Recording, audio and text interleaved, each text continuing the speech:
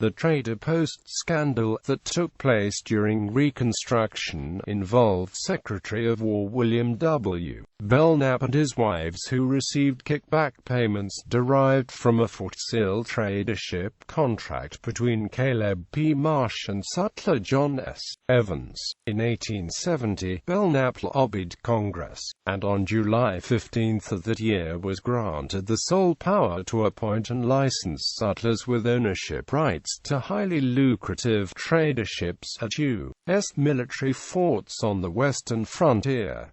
The power to appoint traderships by the commanding general of the Army, at that time William T. Sherman, was repealed. Having been granted the sole power to appoint traderships, Belknap further empowered those traderships with a virtual monopoly. Soldiers stationed at forts with Belknap-appointed sutlers could only buy supplies through the authorized tradership. These monopoly traderships were considered to be excellent investments, and were highly prized. Soldiers on the western frontier, who were thus forced to buy supplies at higher than market prices, were left destitute as a result. In 1870, Belknap's second wife, Carita, successfully lobbied her husband to appoint a New York contractor to the Trader Post at Fort Sill, located in the Indian Territory. John S. Evans, however, had already been appointed to the position. To settle the question of ownership regarding the tradership, an illicit partnership contract, authorized by Belknap, was drawn. The contract allowed Evans to keep the tradership at Fort Sill, provided that he paid $12,000 of the annual profits to Marsh. Evans would be allowed to keep the remaining profits. Marsh, in turn, was required to split half of his receipts from the contract, $6,000 per year, with Carita. However, Carita only lived to receive one payment. In 1870, she died from tuberculosis shortly after giving birth. After Carita's death, Marsh continued to pay Belknap Carita's share of the profits, for the benefit of her child. Although the child died in 1871, Belknap continued to accept quarterly kickback payments from Marsh. When Sec. Belknap subsequently remarried to Carita's sister Amanda, both Belknap and Amanda continued to accept the quarterly payments from Marsh. On February 29, 1876, the U.S. Congress launched an extensive investigation run by Democratic leader Esther Clymer's committee into Belknap's War Department. The investigation discovered through testimony that profits from the Fort Sill tradership were split between Sec. Belknap, Marsh, Evans, and two of Sec. Belknap's wives, Carita and Amanda. On March 1, 1876, Sec. Belknap appeared before the committee, but did not testify. The following morning, on March 2, 1876, in a White House meeting with President Ulysses S. Grant, Belknap tendered his resignation. The acceptance of Belknap's resignation by President Ulysses S. Grant was reported to Congress at 11 a.m., but did not deter the Clymer Committee from voting out articles of impeachment which were forwarded to the full House that same day. The subsequent vote for impeachment was unanimous, and was promptly forwarded to the Senate for trial. In May 1876, after lengthy debate, the Senate voted that Belknap, a private citizen, could be put on trial by the Senate. Although there was strong evidence Belknap willingly accepted unlawful quarterly payments from Marsh, Belknap was acquitted when the vote for conviction failed to achieve the required two-thirds majority. Most of the senators voting against conviction expressed the belief that the Senate had overstepped its authority in attempting to convict a private citizen. The congressional investigation by the House created a rift between President Ulysses S. Grant and Col. George A. Custer. Prior and during the investigation, Custer was associated with aiding and writing anonymous articles for the New York Herald that exposed trader post kickback rings and implied that Belknap was behind the rings. During the investigation, Custer testified on hearsay evidence that President Grant's brother, Orville, was involved in the trader post rings. This infuriated President Grant, who then, in retaliation, stripped Custer of his command in the campaign against the Dakota Sioux. Custer, however, lobbied Grant and was able to participate in the campaign against the Dakota Sioux. However, Custer's reputation had been damaged while attempting to restore his military prestige in the U.S. Army. Custer was killed in action at the Battle of the Little Bighorn. Belknap had allowed the sale of superior military weapons to hostile Native Americans at trader posts, while having supplied soldiers in the U.S. Army defective military weapons. This upset the balance of firepower between Indians and U.S. soldiers and may have contributed to the defeat of the U.S. military at the Battle of Little Bighorn. In 1876, after Belknap's resignation, Grant appointed Alphonso Taft as Secretary of War. Taft initiated a new protocol which only allowed fort commanders to appoint traderships.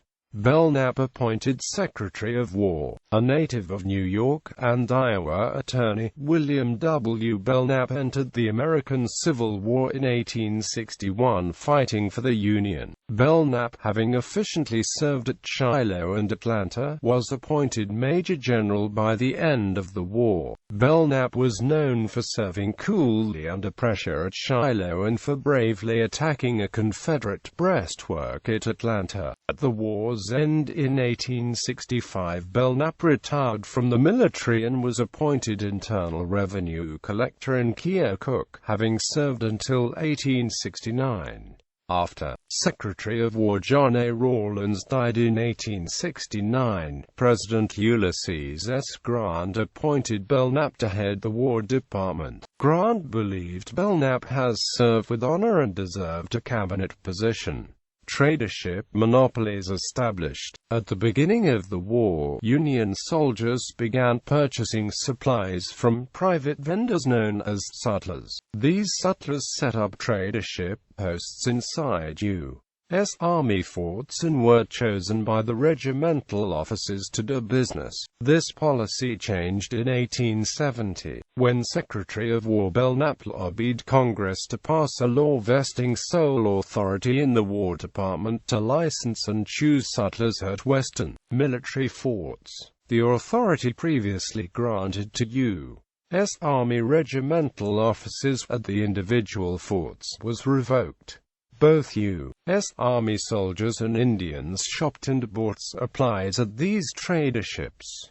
These traderships, controlled by Sec. Belknap, became lucrative monopolies and considered profitable investments during the 1870s. Weapons sold to Indians. During Belknap's tenure, American Indians, authorized by Grant's Indian peace policy, were sold top-of-the-line breech-loaders and repeating rifles at the tradership posts on the western frontier. Violence on the western frontier decreased starting in 1870 and lasting until 1875. The money Indians used to purchase weapons came from federal appropriations to keep Indians pacified. Belknap, to increase profits, forced soldiers to only buy supplies from tradership monopolies at exorbitant prices and were left destitute. This policy caught the ire of George Custer, stationed at Fort Lincoln, who discovered most of the actual profits from the traderships were going to investors rather than the licensed sutlers. Belknap supplied soldiers defective breech-loading rifles that jammed after the third round. This discrepancy in military weapons between hostile Indians and the U.S. military was considered by one historian to be a significant factor in the defeat of the U.S. military at the Battle of the Little Bighorn in 1876. Fort Sill in August 1870. Carita S. Tomlinson, the second wife of Belknap, lobbied on behalf of Caleb P.Marsh to receive a tradership, having filled out and submitted an application on August 16. Belknap's War Department awarded Marsh a tradership at Fort Sill in the Oklahoma Territory. John S. Evans, the experienced sutler already at Fort Sill, appointed on October 10, 1870, did not want to give up his lucrative trader post to Marsh. An illicit financial arrangement, approved by Belknap, was made where Evans would keep the tradership and gave Marsh quarterly payments amounting to $12,000 per year. Marsh then split this profit in half, giving $6,000 per year to Sec. Belknap's wife Carita in quarterly payments. Evans would keep the remaining profits from the Fort Sill tradership. Carita had come from a wealthy Kentucky family and was used to living in opulence. It is believed that the kickback payments were intended to support this lavish lifestyle. However, Carita only lived to receive one payment. She died in December 1870 from tuberculosis, 1 month after giving birth to her child. After Carita's death, Sec. Belknap and Carita's sister, Amanda Tomlinson Bauer, who had previously moved in with Carita and Belknap, personally continued to take quarterly profit payments from Marsh. Belknap eventually married Amanda in December 1873, and she became known as the Queen among cabinet member wives. Caleb Marsh was the husband of one of Amanda's closest friends. Amanda had, just as her sister Carita, enjoyed an opulent lifestyle that cost a considerable amount of money during the Gilded Age. Belknap's $8,000 yearly salary was unable to support his third wife's lavish spending habits. When suspicious people asked Belknap how he could afford such a high standard of living on his salary, Belknap stated that Amanda, a wealthy widow, had received money from her deceased husband's estate. In total, Sec. Belknap received more than $20,000 in payments derived from the Fort Sill tradership. According to congressional testimony, Belknap received money from other trading posts as well. House investigation. National attention was drawn to the plight of American Indians in 1874 when paleontologist Othniel Marsh revealed that the Lakota Sioux had frayed blankets, rotten beef and concrete hard flour. Secretary of Interior Columbus Delano, responsible for Indian Bureau policy, resigned office 1875. The New York Herald, a Democratic newspaper, reported rumors that Sec. Belknap was receiving kickback money from tradership posts. On February 29, 1876, during the Great Sioux War in a presidential election year, Democratic Representative Hester Clymer, a critic of Republican Reconstruction, launched an investigation into corruption in the War Department. The Democratic Party had recently obtained a majority in the House of Representatives and immediately had begun a series of vigorous investigations into corruption charges of the Grant administration. Clymer's committee did not have far to look for corruption, and information was soon gathered from witness testimony that Belknap and his wives had received illicit payments from the Fort Sill tradership contract. Apparently in a discussion with Sec. Belknap, Wahida Clymer, who was friends with Belknap, advised Belknap to resign office in order to keep him from going to prison. Sec. Belknap hired an attorney, Montgomery Blair. Sec. Belknap defended himself by acknowledging that the payments took place. However, he stated that the financial arrangements were instigated by his two wives, unknown to himself. Clymer, however, had an informant, Caleb Marsh, who exposed the Fort Sill ring under congressional testimony. Marsh testified under oath that he had directly made payments to Sec. Belknap and that Sec. Belknap gave Marsh receipts for these payments. Resignation of Belknap. Belknap with his counsel, Blair, testified before the Clymer Committee on February 29, 1876. Belknap then withdrew from further testimony, and his attorney Blair proposed Congress drop charges against his client if Belknap resigned. The Clymer Committee, however, was in no mood for compromise and declined. On March 2, Wahidla Lyman K. Bass informed former Solicitor General and current Treasury Secretary Benjamin Bristow, who were informed Secretary of State Hamilton Fish, who in turn told him to tell President Grant. When Bristow reached the White House, President Grant was eating breakfast and getting ready for a studio portrait session with Henry Alker. Bristow told President Grant of Belknap's tradership scheme and suggested he speak with Wahidla Bass for further information. After Bristow left, Grant scheduled an afternoon meeting with Congressman Bass. He then began to leave for Alker's studio when he was interrupted by Belknap and Interior Secretary Zachariah Chandler in the White House's Red Room. Weeping, the burly Belknap prostrated himself before Grant and confessed the kickback scheme, blaming his two wives. Belknap begged the president to accept his resignation. Moved by Belknap's emotional plea, President Grant personally wrote and accepted Belknap's resignation at 10:20 a.m., much to Belknap's relief. Immediately afterwards, Senators Lot Morrill and Oliver Morton intercepted Grant and advised him not to accept Belknap's resignation. However, Belknap had already resigned. Belknap impeached by House. Despite Belknap's resignation, the House voted to impeach the former Secretary of War. House members, however, argued over whether they had a right to impeach Belknap, now a private citizen. Democratic Wahidla Blackburn criticized Grant for accepting Belknap's resignation. A false rumor spread that Belknap had committed suicide. The House passed 5 articles of impeachment to be presented to the Senate for trial. Custody testimony. Wahidla Clymer continued his investigation into Belknap's War Department, having called upon Col. George A. Custer, stationed at Fort Lincoln, who testified in Washington, D.C. on March 29 and April 4.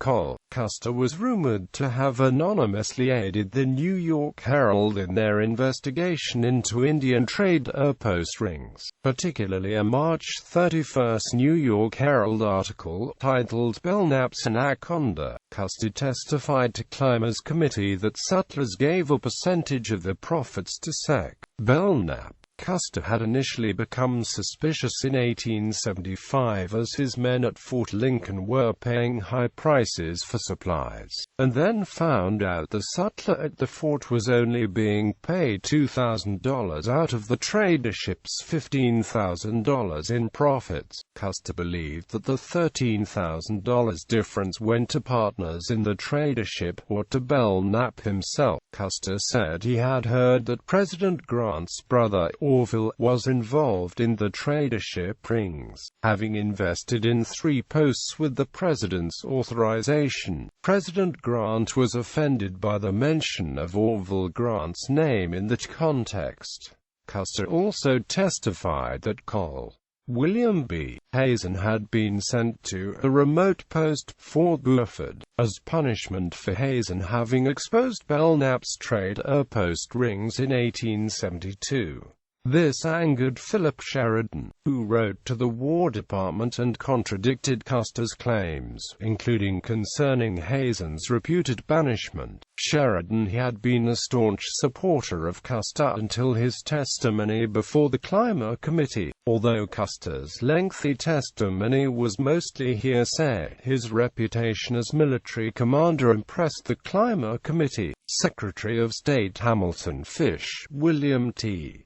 Sherman, and the American press, and added significant weight to the hearings. Belknap, despite his resignation, had strong connections in Washington, D.C. and used his influence to discredit Custer's testimony. Response of President Grant. President Grant's acceptance of Belknap's resignation on March 2, 1876, caused considerable commotion in the U.S. House of Representatives, since the House was ready to vote on Belknap's impeachment on the same day. President Grant had at Gen. Pierpont launch an investigation into Belknap. However, no charges were made by the Justice Department against Belknap. Protective of his family, Grant was furious that Custer testified against the president's brother Orville at the Clymer Committee hearings. Sherman advised Custer to see Grant at the White House to talk over the situation. However, Grant refused on several occasions to see Custer. Grant's refusal to see Custer was designed to humiliate the colonel. When Custer left to return to Fort Lincoln, Grant had Custer arrested in Chicago. Since Custer left Washington without visiting Grant as Sherman, a breach of military protocol. By Custer's own request, he was moved to Fort Lincoln under arrest to serve out his detention from active service. President Grant relieved Custer from command of the expedition against the Lakota Sioux, eventually given to Alfred H. Terry by Sheridan, and forbade him from going on the expedition. The Eastern press was outraged by Grant's actions against Custer and stated Grant had punished Custer for his testimony at the Clymer Committee. After Custer wrote Grant a letter from one soldier to another to allow him to participate in the Sioux expedition, Grant relented. Custer had also gotten the reluctant endorsement of Sheridan, who knew that Custer was a skilled military leader. Grant allowed Custer to join the expedition on the grounds that he would not take with him any pressmen. Custer bragged he would swing clear of Terry's command once on the expedition. Senate trial and acquittal. On March 3, 1876, a committee of 5 from the House of Representatives, headed by Wahida E.S. Clymer, presented to the Senate Belknap's articles of impeachment. After much debate, on May 29, the Senate finally voted 37 to 29 that Belknap, as a private citizen, could not be barred from trial and impeachment. Belknap's lengthy Senate trial, which took place in July, was very popular and the Senate gallery was filled with onlookers. Unable to achieve the required two-thirds majority for conviction on any of the 5 impeachment articles, Belknap was finally acquitted by the Senate on August 1, 1876. Many of the senators voting against conviction expressed a belief that a private citizen could not be impeached by the House or put on trial by the Senate. President Grant's timely acceptance of Belknap's resignation had unquestionably saved Belknap from conviction. Aftermath.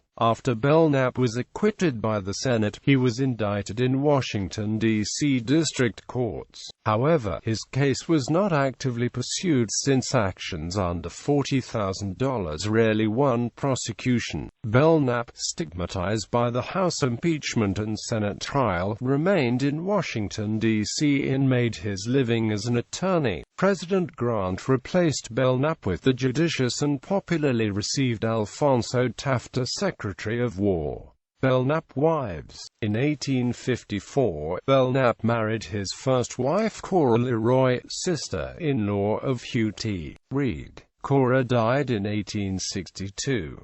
In January 1869, Belknap married a Kentucky belle Carita S. Tomlinson Carey, who died from tuberculosis in December 1870. On December 11, 1873, Belknap married Carita's sister, Amanda Tomlinson Bauer, a wealthy widow who would be popularly known for her high society status, extravagant spending, and beauty.